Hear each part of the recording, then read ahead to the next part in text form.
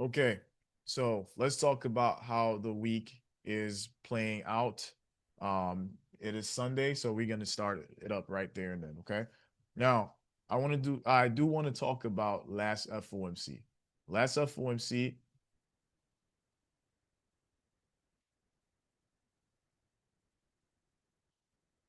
we called it to the T. June 17th, the forecast was 3.75. The Fed decided to keep rates unchanged at 3.75. I'm already calling it now. I believe that they are not going to lower interest rates. They're going to keep it about the same. So this is what this means as well. Now, last time we went live on FOMC, it was Wednesday the 17th, right here in price. Started off in the New York session buying towards the 4 hour highs. And when the 2 p.m. came out, when 2 p.m. Eastern hit, we actually pushed back down inside the range. We did not buy any higher, and we literally just came down to towards the New York price action. And we did say that many times traders fail to realize that during FOMC, once that 2 p.m. hits, the market goes right back into the price action of the New York open hours. So we're probably expecting the same thing if gold does not have any strength to buy higher than last month's highs. All right.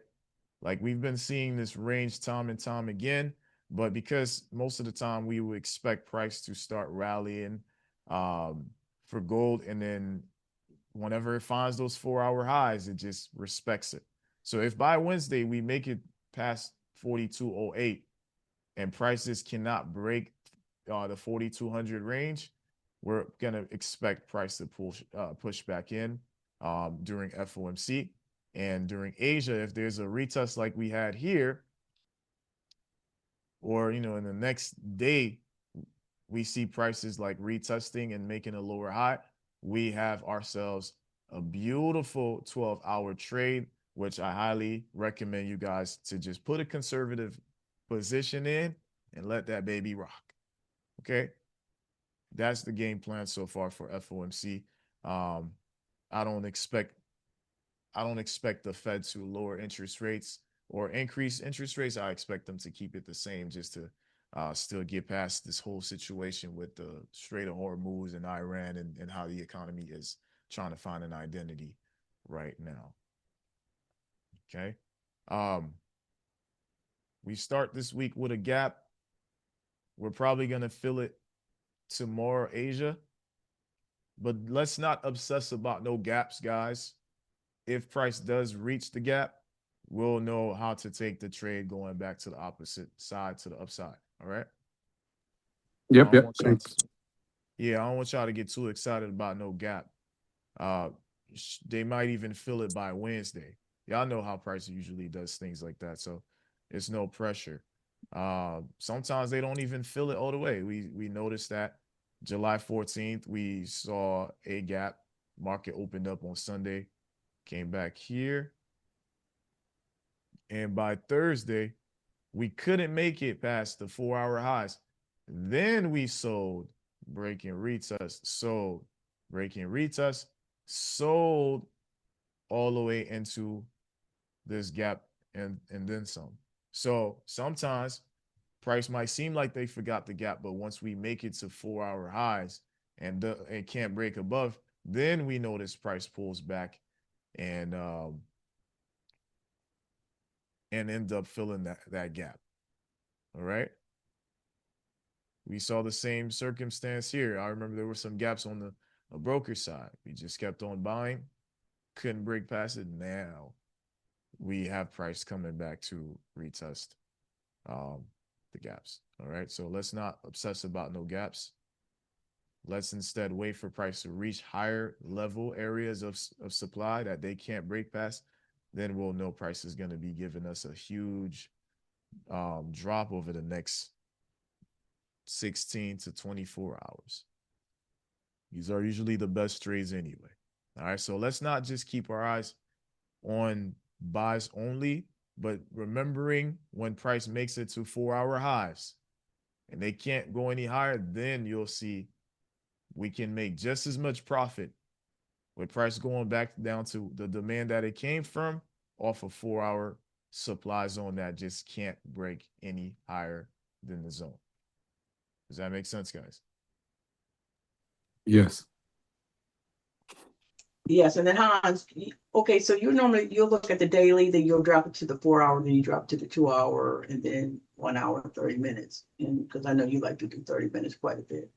Yes. That's normally how you analyze it, correct? Yes. The reason why I do that is just I want to see where structure is at on the higher time frame. Um, but the most important part, like, you don't have to drop down to the 2 hour. That's just my preference, you know. But for example, we got a 4 hour high here on US 30. 4 hour high. From let me on top and center. Oh, okay, I was about to say that I'm not just right. 4 hour. Right, 4 hour high. The 4 hour time frame high is more than enough for you to mark down and just know, like, okay, this is the high. If price can't even break above it, or if they do sweep above it, we got to take that counter sell. And typically, you can tell that there might be something like that when price is just kind of slanting to the right. And you're like, man, I can tell this thing doesn't fully want to buy, but I can't tell when. Y'all ever feel that way? Mm-hmm. Well, I'm going to tell you when today. It's when the market makes it to a 4 hour high and can't convert, can't break. That's when, that's when. That's when the market's actually going to give you the sell that you had a feeling this whole time it was going to sell off, but you didn't know the when. The when is when price makes it one more time to the 4 hour high and it can't break past it. That's when. Right? You'll notice many times on a Tuesday, Wednesday, or something like that, we finally push up there and then lose volume within the next 20 to 30 minutes. You holding on to that position, and now all these beautiful buys you caught is just turning into sells. And that's what happens. The market finds 4 hour highs, can't convert, and then they sell off. Right. So I highly encourage you guys to mark your 4 hour highs. Mark your 4 hour highs. Even if the market is having a field day buying and buying and buying and buying, you're like, okay, let's see what it's like when the kid that keeps playing games, keep playing with fire. You're like, all right, now you keep playing around, keep driving that, riding that bike so fast. I'm gonna see. Right? That's the 4 hour high. Can't make it past there. Okay, we got some problems. Same thing with 4 hour lows. You can't make it below that 4 hour low. It more than likely is going to be a reversal. Now, here's what usually happens when you are under the suspicion that the market will be reversing off of 4 hour. The New York Open. Like, for example, on a Friday, you see price selling in the prior session, London session. New York most likely is going to give you that reversal off the 4 hour. You'll notice many times like price will sell in London and then reaches the 4 hour demand zone. And then New York by 9:30, and then you get the break and retest a little later, will give you the reversal. So you got to be careful trying to chase sells at the session changeover on a demand zone that's already been tested. I'm not sure if you guys understand where I'm coming from. Yeah. Because at that point, you're looking for a change of character if it's going the other way, right? Correct. But what might happen is like on the 5 minute time frame, you want to be on the 5 minute Mm-hmm. or the 1 minute as the next session is about to change over. Gotcha. Yeah, you definitely want that. I'm gonna tell you right off the bat, guys. Many times, New York 9:30 is coming in with a reversal. It might have been selling, or buying, and then 9:30 gives you a reversal. And these usually be trades that I enjoy calling, but here's what I even will have to change. You know how I like to give a take profit, and then for some reason well, not for some reason, but we were in profit, but then the pullback or the reversal starts to eat away at the trade, or like market starts to consolidate. So even with the signals I'm going to call moving forward is going to be like 75 pips, 100 pips, sometimes 50, because I need them TPs to hit. Hmm. I hate when I'm knowing that you guys are in some positions and it's just kind of playing around, and I'm like, all right, go ahead, close trades. And now we either closing at a small loss or at a break even.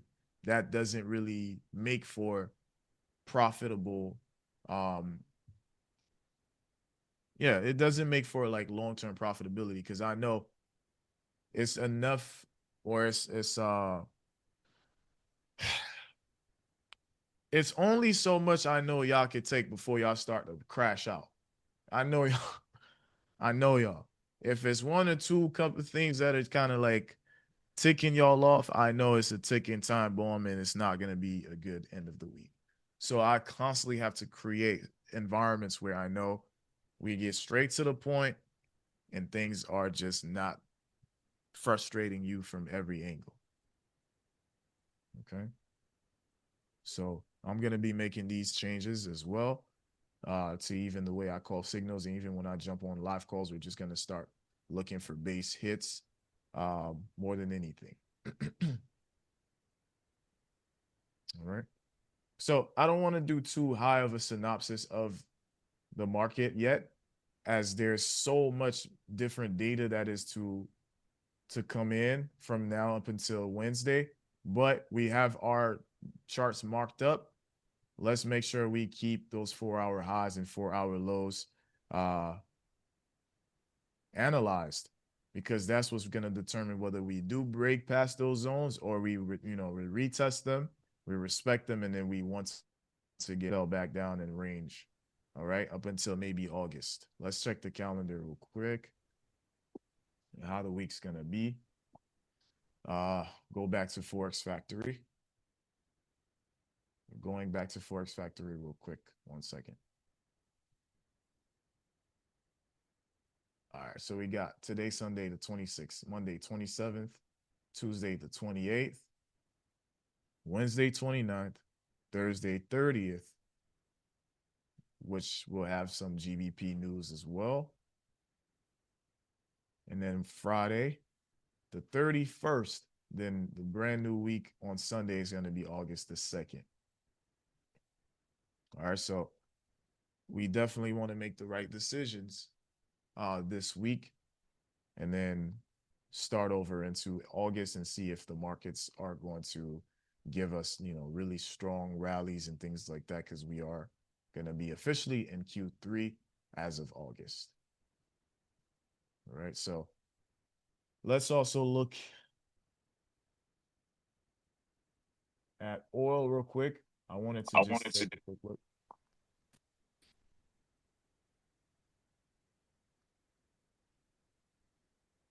Okay, so we haven't been going past the extremes like 111 and 116s. So that was May, and we haven't been doing too bad. So it looks like we're back to ranging into the 4-hour highs every time oil makes it to. I'm looking for. Oh, there it is. When price makes it to 4-hour highs, oil tends to respect those zones, which is good. That means our the price of gas is not super outrageous. We're kind of getting used to where price is at for now. Quick question. What is the average price of gas in your areas right now, guys? I don't even know. Okay, you got I you don't got fill a up my Tesla? car. My husband does. 389. 389. Okay. You don't pump gas, brother Dan? Oh, I have to look at my Costco's app because I go to Costco's and like they get the And cheapest prices. So how hold on, much is it over there? I'll tell you. 1 second. Let me bring up my app. I always go to the warehouse. I mean, I always get my gas there. Gas is now 355. Premium is 409. Okay. All right. So we're kind of ranging around the 388 and $4. Mine is 411, 405. I've seen 401 in certain areas. So yeah, it definitely, as long as we don't make it past five or we don't make it to five, it's usually manageable, you know?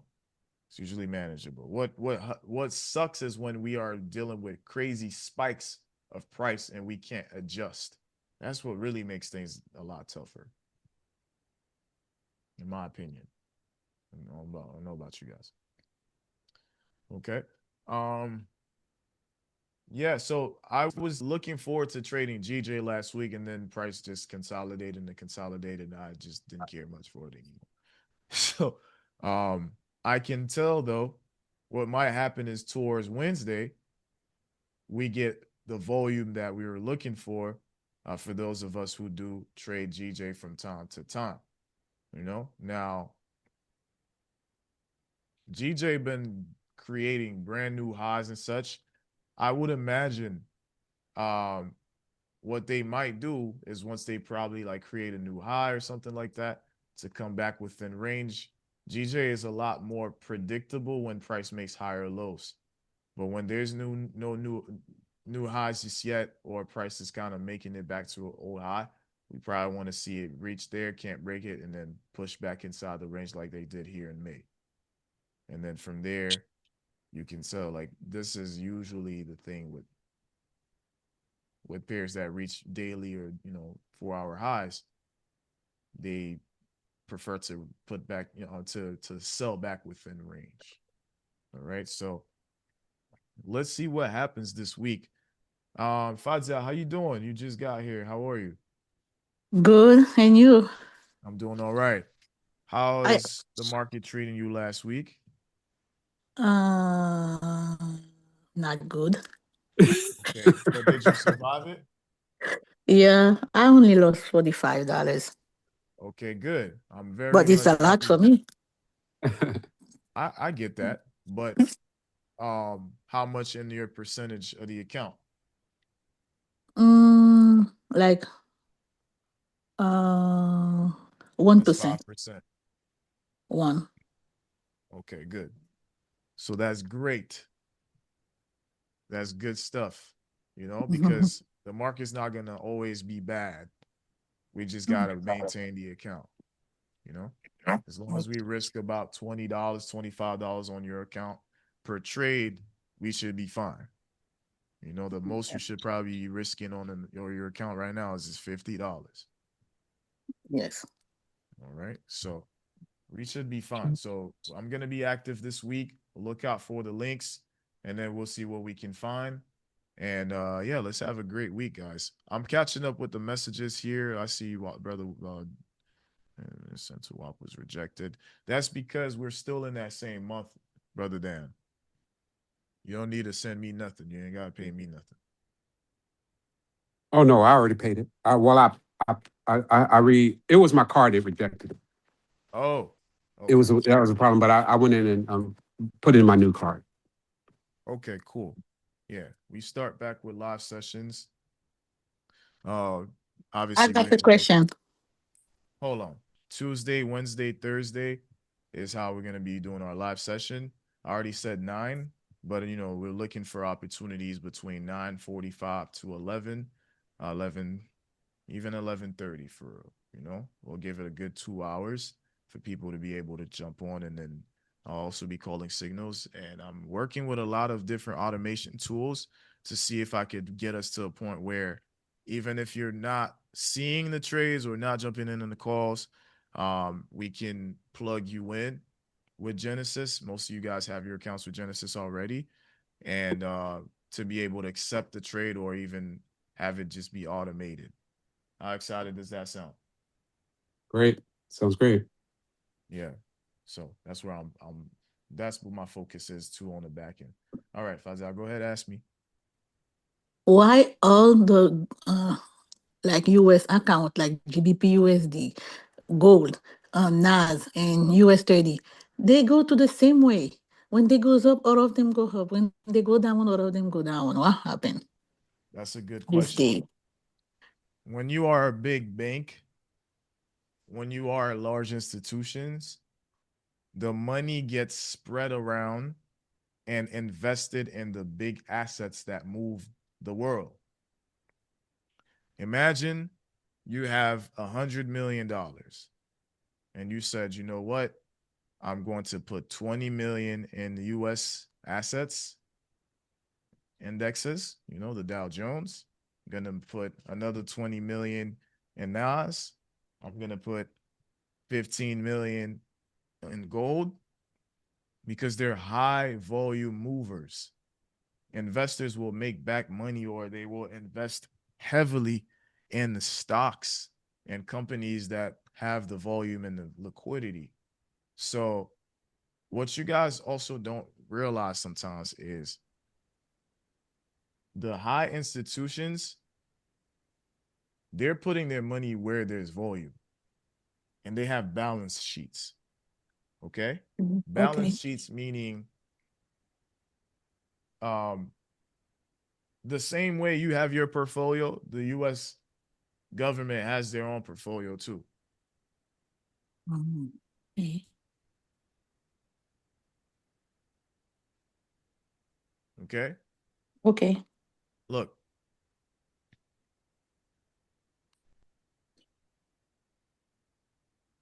did you guys know about this? I'm looking at it on my phone. It's kind of okay. I see what you're saying. Can't hold it. No, I didn't know. Yes. So the U.S. government has a massive non-coordinated corporate equity portfolio valued at 26 billion across 30 deals. It Major makes sense companies. though. Yeah. So they have holding companies and they put in money towards different um, large assets that Um, helps to push the price of things. And sometimes this also helps for pension funds, large equity funds for, retiring people and uh, those who have been in certain sectors for a while, politicians, all of that, right? okay. That's why. So when you see sometimes like the market, the volume goes to these major equities and commodities, that is why. Thank you. Of course. All right. JP Morgan portfolio. We also have the JP Morgans of the world. These guys, they have $200 billion under assets and management. So where are they going to move their money? They're going to move their money in these asset classes. All right. Cool That's stuff. perfect. Yep. That's why they throw their money into these areas. Okay. So that's it for today. Um, as you guys can see, gold tried buying and they still didn't really push it past Sunday's high, recent Mhm. high here. We're not gonna keep playing around and keep attempting. We're just gonna wait for the market to recalibrate itself. So that's one thing I don't want y'all to keep doing is keep trying, keep trying, keep trying. The setup is no longer there. You don't have to force it.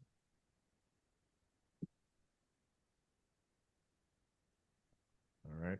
Now, if you want to take a sell, the stop loss would have to be above at least 41.20. And then the take profit will be right around here 40.91, 40.92.5. Ain't no shame in that. Okay. The 500 pip catches will come, but they have to reach a 4-hour high for you to catch something like that, or the 4-hour low for you to catch something this nice. That's where the large volume will come anyway, coming from the big guys. That's where they're buying from, and that's also where they're exiting their positions from. Mm. Yep. Okay. Makes sense. Yeah. I got a question, man. Did you get a haircut? Oh, I love it. Yeah. Yeah.